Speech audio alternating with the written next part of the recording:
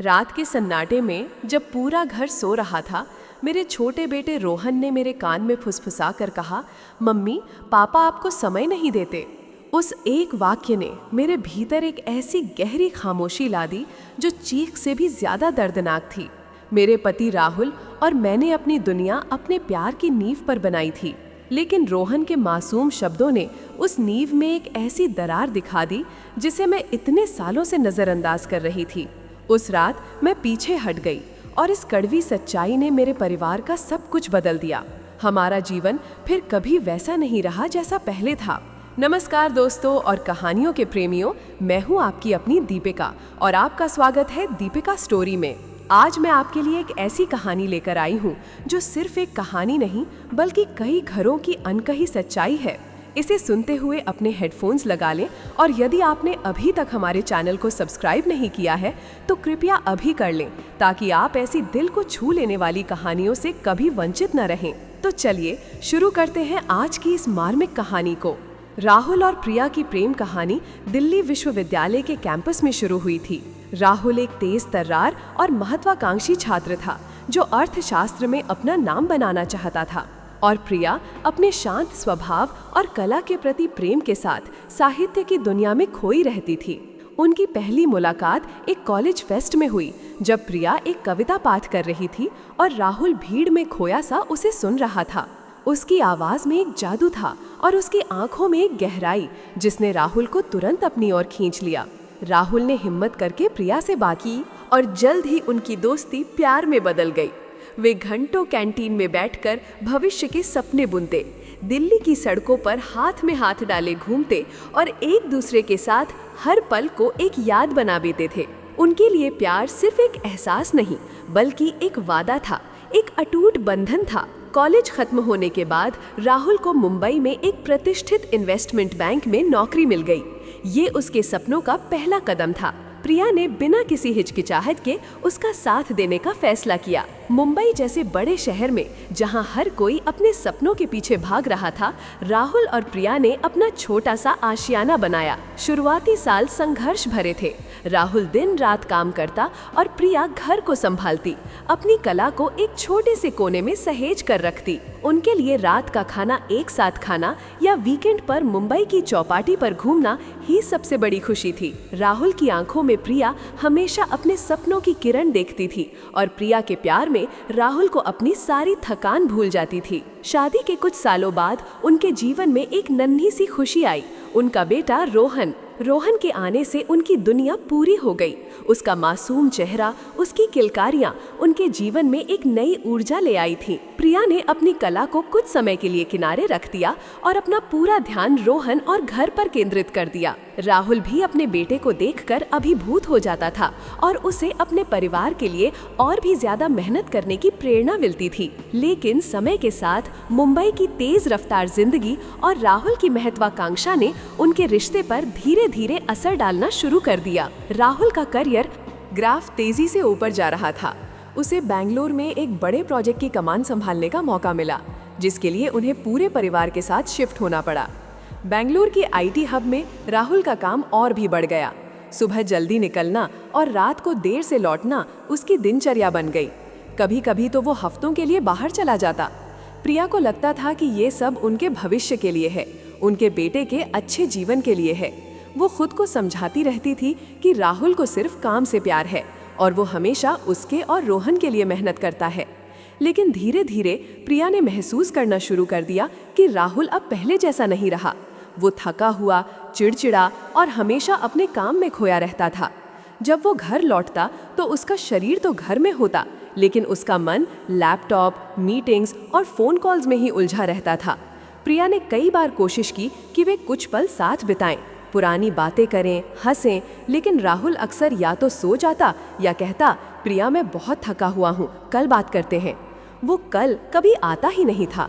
प्रिया ने कितनी ही बार अपने लिए उसके पसंदीदा पकवान बनाए, उसके लिए रोमांटिक माहौल बनाया, लेकिन राहुल की आंखें हमेशा खबरों या ईमेल्स पर टिकी रहती थीं। प्रिया धीरे धीरे खुद को एक अकेली दुनिया में पाती जा रही थी। रोहन के स्कूल के कार्यक्रम, घर के छोटे मोटे फंक्शन, यहाँ तक कि उनकी शादी की सालगिरह भी राहुल की गैर मौजूदगी या उसकी मानसिक अनुपस्थिति में बीतने लगी थी। प्रिया अंदर ही अंदर घुटती रहती थी। वो कभी राहुल से खुलकर ये बात नहीं कह पाई कि उसे कितना अकेलापन महसूस होता है, क्योंकि उसे डर था कि कहीं राहुल बुरा ना मान जाए या उसे ये ना लगे कि वो उसकी मेहनत की कद्र नहीं करती। वो खुद को समझाती, वो कमाता है, परिवार के लिए करता है, मुझे समझना चाहिए। रोहन अब 7 साल का हो चुका था। वो एक समझदार और संवेदनशील बच्चा था। वो अक्सर अपनी मम्मी को चुपचाप बैठा देखता, कभी कभी उसकी आंखों में नमी भी देखता। जब राहुल घर में होता तो रोहन देखता कि पापा मम्मी से ज़्यादा अपने फ़ोन पर ध्यान देते हैं। रोहन के स्कूल में पेरेंट्स टीचर मीटिंग होती या स्पोर्ट्स डे होता तो उसके दोस्त के पापा मम्मी साथ आते, हंसते खेलते, लेकिन राहुल कभी समय नहीं निकाल पाता था। प्रिया उसे लेकर जाती और रोहन बार बार अपनी मम्मी से पूछता, मम्मी पापा क्यों नहीं आए? प्रिया कोई ना कोई बहाना बना देती, लेकिन रोहन के मासूम मन में ये बातें घर करती जा रही थीं। एक शाम राहुल किसी बिजनेस ट्रिप पर गया हुआ था। प्रिया रोहन को रात का खाना खिला रही थी। रोहन कुछ देर चुपचाप खाता रहा, फिर अचानक उसने अपना चम्मच नीचे रखा और प्रिया की आंखों में देखते हुए बोला, मम्मी क्या पापा आपको प्यार नहीं करते? प्रिया के हाथ से रोटी तिर गई। उसने रोहन को हैरानी से देखा। नहीं बेटा, ऐसी बात क्यों कह रहे हो? उसने मुश्किल से अपनी आवाज़ संभाली। रोहन ने धीरे से कहा, पापा कभी आपके साथ खेलते नहीं हैं, नहीं आपको गले लगाते हैं। मेरे दोस्त के पापा अपनी मम्मी के साथ बहुत समय बिताते हैं, आप हमेशा उदास रहती हो।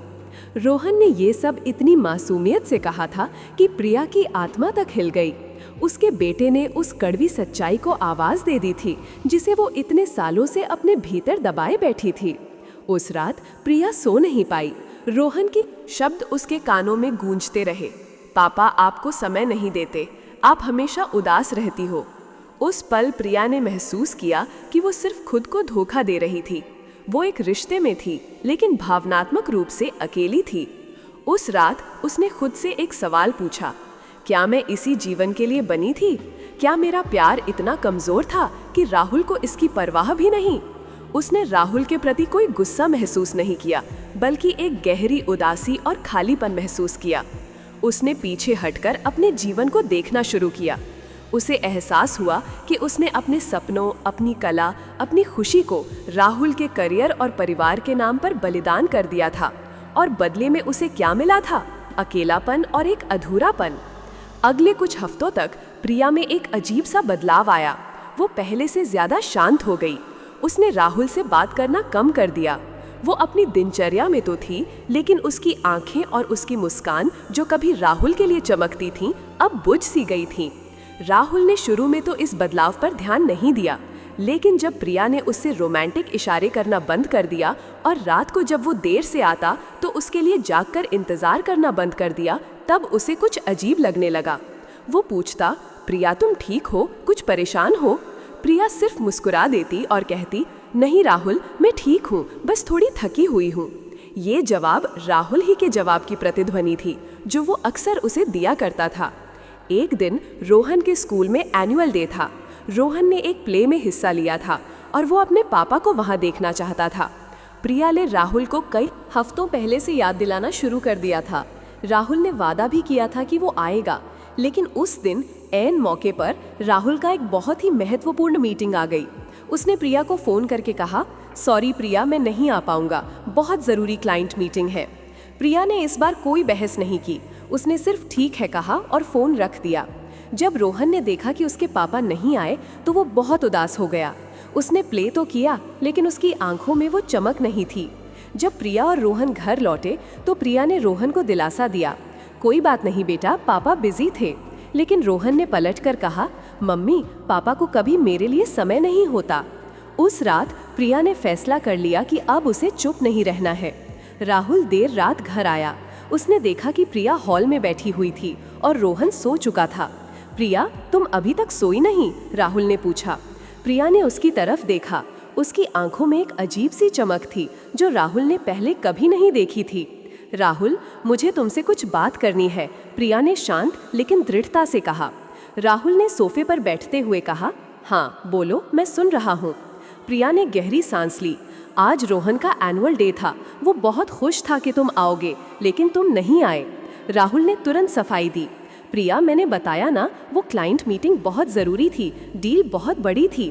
प्रिया ने उसे बीच में ही रोक दिया। तुम्हारे लिए हमेशा कुछ ना कुछ ज़रूरी होता है राहुल। तुम्हारा काम, तुम्हारी मीटिंग्स, तुम्हारे गोल्स। और हम कहाँ हैं राहुल? मैं और रोहन कहाँ हैं तुम्हारी प्रायोरिटी लिस्ट में? राहुल स्तब्ध रह गया। प्रिया आमतौर पर इतनी मुखर नहीं थी। प्रिया, तुम ये क्या कह रही हो? मैं जो कुछ भी कर रहा हूँ वो तुम दोनों के लिए ही तो कर रहा हूँ, तुम्हारे और रोहन के भविष्य के लिए। प्रिया ने मुस्कुराते हुए कहा, एक कड़वी मुस्कान।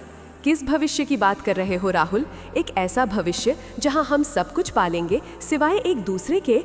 एक ऐसा भविष्य जहाँ रोहन को अपने पापा के साथ बिताने के लिए एक पल भी नहीं मिलेगा। एक ऐसा भविष्य जहाँ मैं सिर्फ तुम्हारे घर की देखभाल करने वाली एक परछाई बनकर रह जाऊंगी। उसकी आवाज़ अब थोड़ी ऊंची हो गई थी। राहुल, तुम्हें पता है आज रोहन ने मुझसे क्या कहा? उसने कहा, मम्मी, पापा को कभी मेरे लिए समय नहीं होता। राहुल का चेहरा सफ़ेद पड़ गया। वो अपनी जगह से हिल गया। रोहन ने ऐसा कहा? उसने बुदबुदाया। हाँ राहुल, और ये पहली बार नहीं है। वो ये भी कहता है कि पापा मम्मी को प्यार नहीं करते क्योंकि तुम कभी मेरे साथ खेलते नहीं हो, मुझे गले नहीं लगाते। उसे लगता है कि मैं हमेशा उदास रहती हूँ। प्रिया की आंखों से आंसू बहने लगे। और वो गलत नहीं है राहुल, मैं सच में बहुत अकेली हूँ। मैं सच में बहुत उदास हूँ। मुझे नहीं पता कब हमारा प्यार, हमारा रिश्ता तुम्हारी महत्वाकांक्षाओं के बोझ तले दब गया। मैं तुम्हारी सफलता में खुश होती हूँ राहुल, लेकिन मैं तुम्हें खोना नहीं चाहती। मैं उस राहुल को खोना नहीं चाहती जिसने मुझे कॉलेज में देखा था, जिसने मेरे लिए अपनी पूरी दुनिया बदल दी थी। राहुल चुपचाप बैठा रहा। उसके चेहरे पर एक गहरी पीड़ा थी। वो कभी नहीं सोचा था कि उसकी प्रिया इतना कुछ झेल रही होगी और उसका अपना बेटा उसे इस तरह देखेगा। उसे लगा जैसे किसी ने उसके मुंह पर एक बाल्टी ठंडा पानी डाल दिया हो। वो हमेशा ये मानता रहा था कि वो अपने परिवार के लिए सबसे अच्छा कर रहा है, पैसे कमा रहा है, भविष्य सुरक्षित कर रहा है। लेकिन उसने कभी ये नहीं सोचा था कि वो भावनात्मक रूप से अपने परिवार से कितना दूर हो गया था। उसे एहसास हुआ कि उसने अपने करियर की दौड़ में अपनी सबसे कीमती चीज़ को पीछे छोड़ दिया था, अपना परिवार, अपना प्यार। प्रिया, मुझे माफ़ कर दो, उसने मुश्किल से कहा। उसकी आंखों में भी नमी थी। मुझे एहसास ही नहीं हुआ। मैं इतना अंधा हो गया था अपने काम में कि मैंने तुम्हें और रोहन को नज़रअंदाज कर दिया। मुझे लगा कि मैं तुम दोनों के लिए ही ये सब कर रहा हूँ, लेकिन मैंने तुम्हें खो दिया। उस रात राहुल और प्रिया ने घंटों बात की। राहुल ने अपनी सारी चिंताओं, अपनी महत्वाकांक्षाओं, अपने स्ट्रेस को प्रिया के सामने रखा। उसने माना कि वो गलती पर था। उसने वादा किया कि वो सब कुछ बदल देगा। ये सिर्फ एक वादा नहीं था, बल्कि एक संकल्प था। अगले कुछ हफ्तों में राहुल ने अपने काम में बदलाव किए। उसने अपने बॉस से बात की, कुछ प्रोजेक्ट्स छोड़े और अपने समय को बेहतर ढंग से मैनेज करना शुरू किया।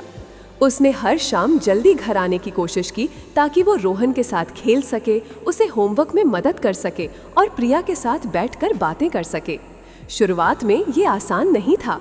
राहुल को अपनी पुरानी आदतों को छोड़ना मुश्किल लगा और प्रिया को भी ये विश्वास करना मुश्किल लगा कि राहुल सच में बदल रहा है।